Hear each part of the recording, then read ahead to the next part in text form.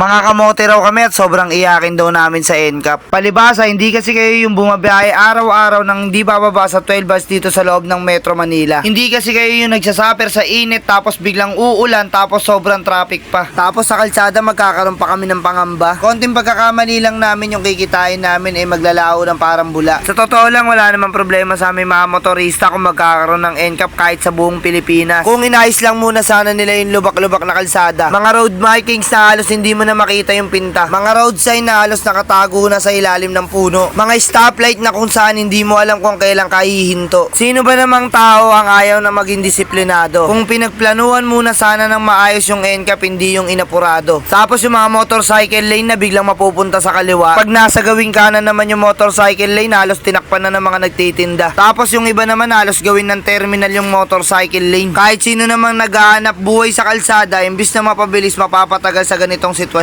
Paano na lang kung gamot yung i-deliver namin tapos nagmamadali na yung customer dahil kailangan na. Paano kung may emergency vehicle sa likod namin tapos ayaw namin umabante para lang hindi kami matikitan ng 5,000? Paano kung sobrang tirik ng araw tapos nakababad kami sa motorcycle lane na napakabagal? Paano kung yung kinikita namin sa pagdi-deliver ay sapat lang para sa pambuhay ng pamilya? Binigyan nyo man lang sana ng aksyon yung kalsada bago nyo pinatupad tong NCAP. Hindi nyo talaga maiintindihan yung nararamdaman namin dahil hindi naman kayo yung lagi nasa kalsada.